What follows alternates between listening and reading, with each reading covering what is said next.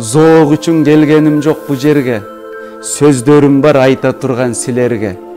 Бир ата журт, бир асаба, бир ажоо бар бир элде. Анан муну билип ал, кулагыңа сырга кылып илип ал. Ар адамдын ар башкача дини бар, ар башкача дили бар, бирок билгин бирден гана тили бар.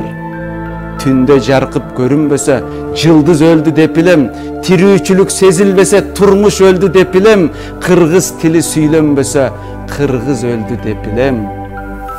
Эй эрендер, эскертерим силерге, чындап кызмат кылам десе кимелге, сүйсүн тилин сүйгөн жарын сүйгөндөй, күйсүн тилге перзентине күйгөндөй. Улутуңдун уулу болуп улайым десең учугун, өзгөлөрдөн калып калбай өссүн десең тукумум, эне тилге толук бойдон берүү керек укугун.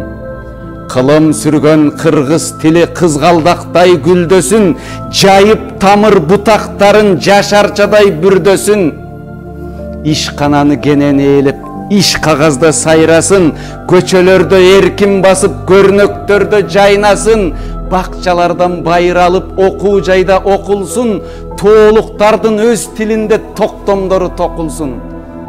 Телевизор, телефондор сүйлөп турсун кыргызча, ата журттун эне тили аралашсын турмушка, желбиреген желегиндей жетсин коло жылдызга.